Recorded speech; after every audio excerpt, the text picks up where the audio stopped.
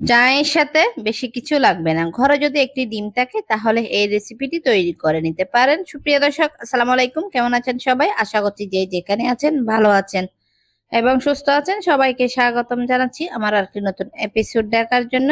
তাহলে চলুন আর কথা না বাড়িয়ে মূল রেসিপিতে যাওয়া যাক। প্রথমে আমি ডোটা তৈরি করে নিচ্ছি। প্রথমে আমি একটা ডিম নিয়ে নিয়েছি। ডিমটা কিন্তু রুম টেম্পারেচারে হতে হবে। আমি 2 টেবিল চামচের মতো চিনি দিয়ে দিয়েছি, স্বাদ অনুযায়ী লবণ দিয়ে দিচ্ছি। এ পর্যায়ে আমি 2 টেবিল চামচের মতো কুকিং অয়েল দিয়ে দিয়েছি, 1 কাপ ময়দা দিয়ে দিয়েছি, সামান্য করে বেকিং সোডা আর হাফ টিস্পুনের মতো বেকিং পাউডার দিয়ে দিয়েছি। এখন সবগুলো মিশ্রণ একসঙ্গে ভালো করে একটু মিক্স করে নিচ্ছি। মিক্স করা হয়ে গেছে। এই পর্যায়ে আমি অল্প অল্প করে পানি দিয়ে একটা ডো তৈরি করে নিয়েছি। ডোটাকে ভালো করে মতে সফট করে নিয়েছি। এখন এই পর্যায়ে আমি 3 টেবিল চামচের মতো মিল্ক পাউডার দিয়ে দিচ্ছি।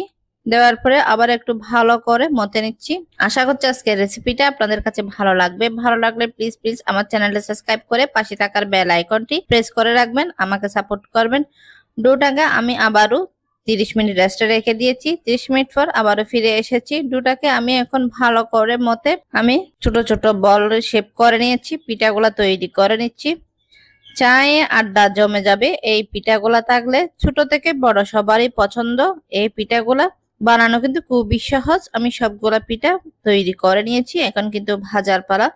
ভাজার জন্য আমি আগে থেকে ভালো করে অয়েলটা গরম করে নিয়েছি। এখন পিঠাগুলা আমি দিয়ে দিচ্ছি। চা তৈরি হওয়ার আগে আগে কিন্তু এই পিঠাগুলা তৈরি হয়ে যাবে।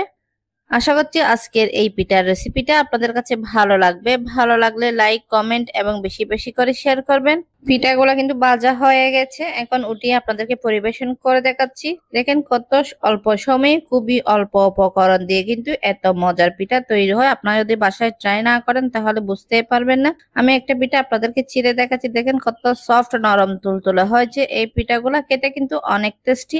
এইরকম নাস্তা কিন্তু বিকালে চায়ের সাথে থাকলে মন্দ হয় না।